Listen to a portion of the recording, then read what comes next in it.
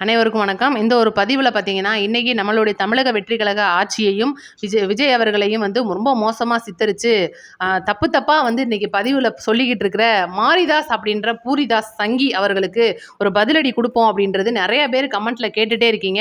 இவங்க அந்த மாரி பேசுறாங்க, அவங்க அந்த மாரி பேசுறாங்கன்னு. முதல்ல எல்லாருக்குமா ஒரு விஷயம் நான் சொல்லிர்றேன். அதாவது அரசு அப்படின்னு ஒண்ணு செயல்படுது அப்படின்னா, கண்டிப்பா அத எதிர்க்கிறவங்க சில பேர் இருப்பாங்க. அத நம்ம இயற்கையா ஏத்துக்க போறோம். இப்ப ஸ்டாலின் அவர்களே எதிர்த்தோம் நம்ம. சீமான் அவர்களை எதிர்த்தோம். இவங்க பண்ண தப்பெல்லாம் நம்ம சொல்லிட்டு இருந்தோம். ஆனா நான் தப்பே பண்ணாம வந்து இன்னைக்கு நான் வந்து எல்லாமே எதிர்ப்பேன். நான் வந்து போலியா சில பேப்பர்களை போட்டு நான் அசிங்கமா வந்து இதெல்லாம் நான் கேள்வி கேட்பேன் அப்படின்ற இடத்துல சில சங்கிகள் வந்து சுத்தி திரியுது. அதுல சங்கி தான் அந்த பூரிதாஸ் சங்கி. என்னன்னா இன்னைக்கு நம்ம வந்து பெரிய யூடியூபர் அப்படின்ற ஒரு மமதையில பக்கத்துல ஒரு டிவி வச்சுக்கிட்டு ஒரு சின்ன ஒரு போட்டோ மாதிரி போட்டு விட்டுட்டோம்னா அந்த தமிழ்நாட்டு பயல்கள்லாம் வந்து நம்பிடுவாங்க அப்படின்னு சொல்லிட்டு ஒரு தப்பான ஒரு கண்ணோட்டத்துல இன்னைக்கு நம்மளுடைய பெரம்பூர் தொகுதியில் ஒரு விஷயம் நடந்திருக்கும். என்னன்னா நம்மளுடைய தமிழக முதலமைச்சருடைய பெரம்பூர் தொகுதி. அந்த தொகுதியில் கிட்டத்தட்ட 30 வருஷமா ஒரு குப்பை மேடு இருக்குது. இது எல்லாருக்குமே தெரியும். நாம தான் சொல்லணும் இல்லை, அந்த ஏரியாவில் இருக்கிற மக்கள்கிட்ட போய் கேட்டிங்கனாலே சொல்லுவாங்க. அந்த ஏரியாவில் இருக்கிற குப்பை அதாவது குப்பை மேடாக இருக்கும்போது என்ன வரும், பயங்கர படு நாத்தம் வரும். அங்கே நாய்கள் இதெல்லாம் வந்து அந்த இறந்து போன உயிரினங்களை கூட சேர்த்து விட்டுருக்கிற ஒரு மிகப்பெரிய குப்பை மேடு. அந்த குப்பை மேடு கிட்ட போனாலே நாருன்னும் போது கண்டிப்பாக கிட்டக்கே போக மாட்டோம். சுத்திட்டு போனாலும் போவோமே அப்படின்னு தான் யோசிச்சுட்டு இருப்போம். அதுக்கப்புறம் அங்கே மழை பெய்யுது அப்படின்னா அது எவ்வளோ பெரிய நாத்தத்தை கொடுக்கும், அங்கே ஏரியாவில் இருக்கிறவங்களுக்கு எவ்வளோ பெரிய சிரமத்தை கொடுக்கும். இவ்வளோ நாள் அரசில் இருந்தவங்களுக்கு எதுவுமே அது கண்ணுக்கு தெரியல. ஏன்னா அதனால யாருக்குமே இந்த பிரச்சனையும் கிடையாதுன்றனால அதுவும் கிடப்பில் கடந்து வச்சு மனு கொடுத்து மக்களும் ஓஞ்சு போயிட்டாங்க அப்படின்னு சொல்லணும். ஆனால் தன்னுடைய தொகுதிக்கு ஐயா முதல்வர் அவர்களுடைய காதுக்கு இந்த கோரிக்கை வந்ததுக்கு அப்புறமா தன்னுடைய தொகுதிக்கு இதை கண்டிப்பாக செஞ்சே ஆகணும்னு சொல்லிட்டு அப்பவே வந்து வேலையை ஸ்டார்ட் பண்றாங்க. இன்னமும் கூட வேலைகள் போயிட்டு இருக்கு. எப்படின்னா அந்த குப்பையை அப்புறம் அப்புறப்படுத்திட்டு அதை அப்புறப்படுத்திடுறதுனா சும்மா முடியாது. அதை கிட்டத்தட்ட டன் கணக்கில் வரும்.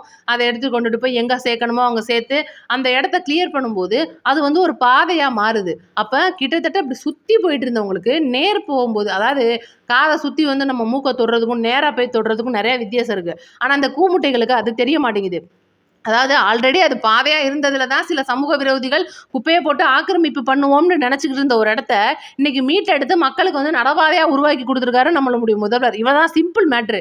இது வந்து பெரிய சாதனையோ பெரிய இந்த மாதிரி விஷயமோ வந்து கிடையாது. அது வந்து எல்லாருக்குமே தெரியும். ஆனா மக்களுடைய கோரிக்கையை நிறைவேற்றும் போது அது கண்டிப்பா சாதனையா தான் பேசப்படும். அந்த ஒரு இடத்துல தந்தி டிவியா இருக்கட்டும், பாலிமர் டிவியா இருக்கட்டும், என்ன சொல்றாங்க பாருங்க, மக்களோட 30 வருஷ கோரிக்கையை ஒரே நாள்ல நிறைவேற்றிட்டார் முதல்வர்னு சொல்லிட்டு தம்ப்நெயில் வச்சு போடுறாங்க. அப்போ முதல்வராக இன்னைக்கு யார் இருக்காங்களுக்கோ அவங்களுக்குலாம் வந்து இந்த சேனல்கள்லாம் செம்பு தூக்குது அப்படின்னு சொல்லிட்டு தான் நம்மளுடைய அண்ணனோட ஒரு மிகப்பெரிய ஒரு குற்றச்சாட்டு. இன்னைக்கு நான் கேட்குறேன், மோடி அவர்கள் வந்து என்னமோ சாதிச்சிட்டாருன்னு சொல்லி ஏகப்பட்ட விஷயங்களை தம்ப்நெயில் போட்டதும் அதே தொலைக்காட்சி தான். இதுக்கு முன்னாடி இருந்த ஸ்டாலின் அவர்களுடைய அரசு ஒண்ணுமே கிழிக்காம கிழிச்சேன்னு சொன்னதும் இந்த தொலைக்காட்சி தான். அப்பெல்லாம் வந்து அண்ணனுக்கு பொசுக்குன்னு கோவம் வரல. இன்னைக்கு நம்மளுடைய முதலமைச்சருக்கு வந்து இந்த மாதிரி வச்சு போட்டாங்களே அப்படின்னு சொன்னோடனே உங்களுக்கு கோவம் வருது. இன்னைக்கு வந்து அது மக்கள் வந்து சொல்ற விஷயம் என்ன என்ன உண்மைத்தன்மை, இதை நம்ம எதுக்காக பேச போறோம், இதெல்லாம் உண்மைதானான்னு சொல்லி ஆராய்ச்சி பண்ணி பார்க்கறதுக்கு அவங்களுக்கு நேரம் கிடைக்க மாட்டேங்குது. கேட்டால் நீங்கள்லாம் வந்து ரூட் மாஃபியானா நீங்கள் பல கோடி ரூபாய் ஆட்டையை போட்டு வைக்கிறீங்க, இதனால தான் உங்களை நாங்கள் ரூட் மாஃபியான்னு சொல்கிறோம், ரீல்ஸுக்குள்ளே நீங்கள் ரீல்ஸ் மோகத்தில் இருக்கீங்க. அப்போ ரீல்ஸ் மோகத்தில் இருந்தது யாரு அப்படின்றது இன்னைக்கு எல்லாருக்குமே தெரியும். ஒருத்தருவா மெலடி சாக்லேட்டை வச்சு உலகம் முழுக்க ரீல்ஸ் போட்டுக்கிட்டு இருக்கிறது யாருன்னு எல்லாருக்கும் தெரியும். அப்படி இருக்கும்போது இந்த சங்கித்தனமான பேச்சுகளில் வந்து எங்கேருந்து ஆரம்பிக்குது? ரீல்ஸ் அப்படின்னா என்னங்க ரீல்ஸு? இன்னைக்கு வந்து ஒரு மக்களுக்கு ஏதோ ஒன்று செய்ய போகிறாங்க, ஏதோ ஒரு எம்எல்ஏ ஒரு நல்லது செய்ய போகிறாரு, அதை செஞ்சு மற்றவங்களுக்கு காட்டினாதான் அந்த நல்லதை மற்றவங்க செய்வாங்கன்றது தான் வந்து அந்த ரீல்ஸோட முக்கியத்துவம். இந்த ரீல்ஸ் எடுத்து வந்து போட்டோடனே அவங்களுக்கு என்ன லட்சக்கணக்கில் பணம் எதுவும் கொட்டிட போதா? அதெல்லாம் கிடையவே கிடையாது. அப்போ இவங்க ரீல்ஸில் வளர்ந்த கட்சி, ரீல்ஸால தான் வந்து ஆட்சிக்கு வந்திருக்காங்கன்னு சொல்லிட்டு வாய் கூசாமல் உட்காந்து நம்மளும் பேசுகிறோம் இவங்களும் கேட்குறாங்களேன்னு சொல்லிட்டு ஏகப்பட்ட விஷயங்களை அடிச்சு விட்டு போகிறது.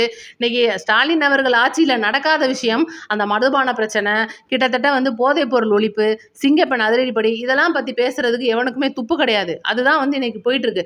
ஒவ்வொரு விஷயமும் வந்து படிப்படியாக தான் செய்ய முடியும். இன்னைக்கு கிட்டத்தட்ட ஒரு 8 நாள் கூட நாவல இப்போ ஆட்சிக்கு வந்து கிட்டத்தட்ட ஒரு 10 நாளுக்குள்ள வச்சுக்காங்களேன். ஆனால் இன்னைக்கு ஏகப்பட்ட விஷயங்களை தமிழக முதல்வர் வந்து செஞ்சிட்டு இருக்காரு, மக்களுக்கு செய்யணும்னு நினைச்சிட்டு இருக்காரு. இன்னைக்கு அதுக்காக பார்த்தீங்கன்னா தன்னுடைய கட்சி எம்எல்ஏவோ அமைச்சரோ எந்த ஒரு இடத்துல தப்பு பண்ணாலும் நாங்க கேட்போம் அப்படின்னு சொல்றதும் இன்னைக்கு தமிழக வெற்றி கழக கட்சி தான். ஆனா அதெல்லாம் வந்து இல்லாம நீங்க வந்து இப்படி பண்றீங்க, நீங்க அப்படி பண்றீங்க, நீங்க பொய் பேசுறீங்கன்னு சொல்லிட்டு விமர்சனம் பண்றதுக்கும், பொய்யான விமர்சனத்தை முன் வச்சு இன்னைக்கு வந்து மக்களிடையே வந்து கெட்ட பேர் ஏற்படுத்திடுவோம்.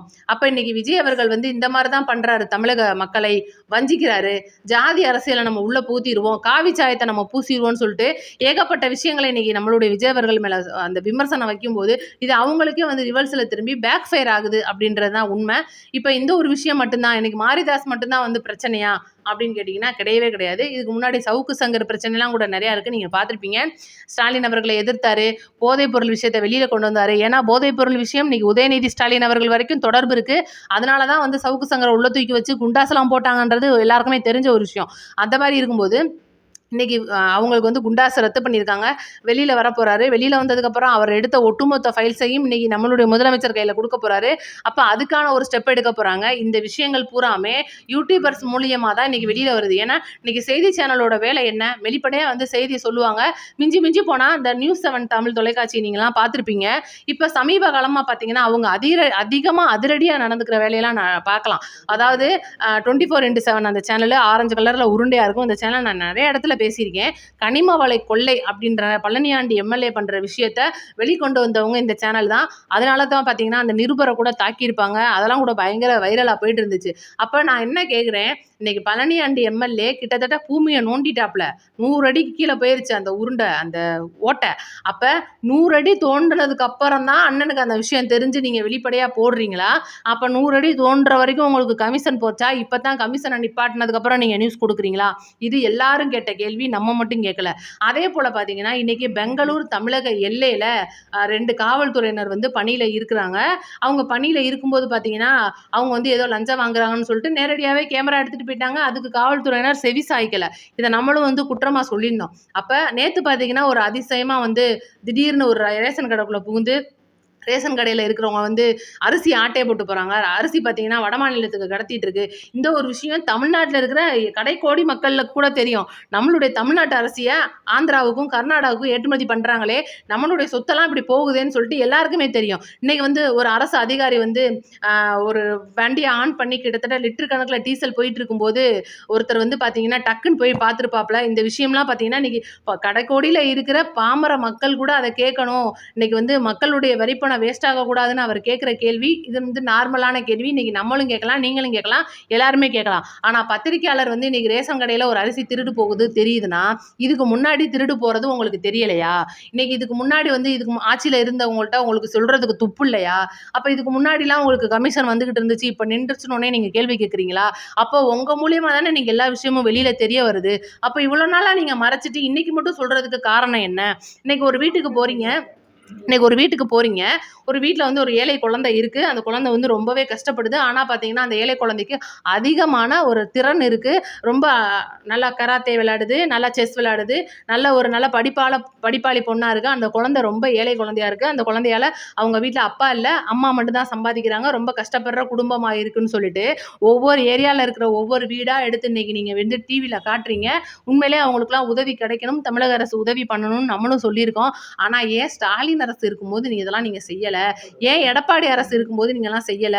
40 வருஷமா ஒரு குடும்பம் வந்து நடு ரோட்ல கிடக்கு, வீடு இல்லாம கிடக்கு, குடிசை வீடு வந்து முங்கி போயிருது, பிளாட்ஃபார்ம்ல இப்படி கிடக்குறாங்கன்னு போது எடப்பாடி ஆட்சியில இருக்கும்போது உங்களுக்கு தெரியல, ஸ்டாலின் ஆட்சியில இருக்கும்போது உங்களுக்கு தெரியல. இன்னைக்கு ஐயா ஸ்டாலின் அவர்கள் வந்து இந்த மாதிரிலாம் நிறைய குற்றங்கள் பண்ணியிருக்காங்க, அவங்க அமைச்சரவையில் இது நடந்திருக்கு, எம்எல்ஏக்கள் இதை பண்ணியிருக்காங்கன்னு உங்களுக்கு சொல்ல துப்பு இல்லை.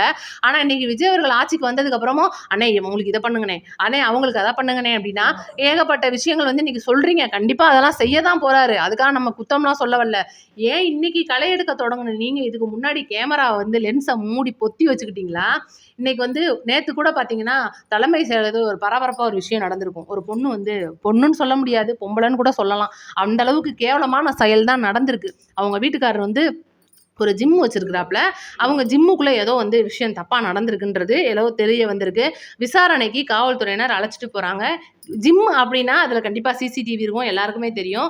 அப்போ அது போக இவரை மட்டும் அழைச்சிட்டு போல, கூட இருக்கிற ஃப்ரெண்ட்ஸையும் சேர்த்து தான் கூட்டிகிட்டு போயிருக்காங்க. கூட்டிகிட்டு போனதையும் இந்த அம்மா பார்த்துருக்காங்க. இவங்க முன்னாடி தான் கூட்டிகிட்டு போகிறாங்க. இன்னைக்கு வந்து லாக்அப் டெத்லாம் அதிகமாக நடக்குது. நம்மளுக்கு கண்டிப்பாக பயம் வரத்தான் செய்யும். அதுக்காக நம்ம வந்து அப்படிலாம் விட்டுறதும் அப்படிலாம் சொல்ல வரல. ஆனால் தன்னோட கணவர் மேலே இருக்கிற தப்பை நான் மறைச்சிருவேன். ஆனால் நான் நேரடியாக வந்து விஜய் கிட்ட கேள்வி கேட்பேன்னு சொல்லிட்டு அந்த அம்மா வேகமாக குழந்தைய கூட்டிகிட்டு தலைமைச் செயலகத்துக்கு வரும்போது, போங்கம்மா போய் கேள்வி கேளுங்க, இந்த தான் இருக்கிறாப்புல அப்படி நான் சொல்லி உள்ளே விடுவாங்க. அப்போ பக்கத்து வீட்டுக்காரர் என்னமோ நாங்கள் போய் பேச போகிறோன்ற மாதிரி போகிறாங்களே, அந்த மாதிரி போனால் உடனே விட்டுருவாங்களா? உடனே தடுத்து நிறுத்துறாங்க. அங்கே இருக்கிற பணியில் இருக்கிறவங்க தடுத்து நிறுத்துறாங்க. அப்படிலாம் போக முடியாதுமா, உங்களுக்கு முதல்ல குறை வந்துச்சுன்னா எங்கள்கிட்ட சொல்லுங்க. ஏன்னா அத்தனை கேமரா இருக்கு. அவங்க நினைச்சா என்ன வேணாலும் சொல்லலாம். ஏன்னா அவங்கள நம்ம ரிலேல பார்த்துட்டு இருக்கோம். ஆனால் அவங்க அதெல்லாம் சொல்ல மாட்டாங்க. போலீஸ்காரங்க எங்களை அதை பண்ணிட்டாங்க, போலீஸ்காரங்க எங்களை இங்கே தொட்டுட்டாங்க, அங்கே தொட்டுட்டாங்கன்னு சொல்றாங்களே, அந்த பெண்ணை தொட்டது முழுக்க முழுக்க பெண் காவலர்கள். அப்போ பெண் காவலர்கள் தொடும்போதே உங்களுக்கு தப்பா தெரிஞ்சுச்சுன்னா, இன்னைக்கு தமிழ்நாட்டில் ஸ்டாலின் அவர்கள் ஆட்சியில, எடப்பாடி அவர்கள் ஆட்சியில எல்லாம் என்னென்னமோ நடந்திருக்கு. அதெல்லாம் அவங்க கண்ணுக்கு தெரியல. பார்த்தீங்கன்னா, ஒரு கூட்டம் இந்த அம்மாவுக்கும் கொடி பிடிக்குது. ஆனா, தமிழ்நாட்டுல இருக்க 90% பேர் முதல்ல என்ன பிரச்சனைன்னு ஆராய்ஞ்சு பாருங்கன்னு சொன்னா, தப்பு முழுக்க அவங்க மேல தான் இருக்கு. இந்த விஷயம் பார்த்தீங்கன்னா, இன்னைக்கு காலையிலேருந்தே வந்து புகையாது. ஏன்னா, அது இன்னும் விசாரணையில போயிட்டு இருக்குன்றனால தான் நானே உங்களுக்கு சொல்லல. அப்ப இன்னைக்கு சிஎம் சார் வந்துட்டீங்களா? சிஎம் சார் வந்துட்டீங்களா? சிஎம் சார் நீங்க இருக்கீங்களான்னு சொல்லிட்டு, ஒரு சின்ன என்னமோ வந்து எங்க வீட்டு தண்ணியில குழாயில தண்ணி வரலனோனே சிஎம் சார கூப்பிட வேண்டியது. இன்னைக்கு என்னமோ காலையில வந்து, "என்ன சிஎம் சார் இன்னைக்கு 6 மணிக்கு தான் சூரியன் இருட்டி போச்சு. என்னன்னு பாருங்கன்னு" சொல்லி கூப்பிடுறது.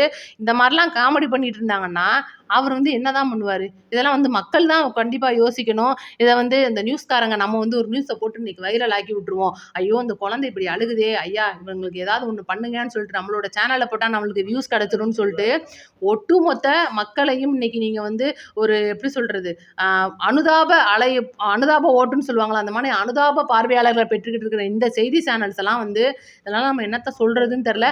அப்படி மக்களோட கண்ணீர்ல தான் நீங்க சம்பளம் வாங்கணுமா? அப்படின்றது தான் என்னுடைய கேள்வி. உங்களுடைய பதில் என்னவோ நீங்க கமெண்ட்ல போடுங்க. நன்றி, வணக்கம். அடுத்த வீடியோல சந்திப்போம்.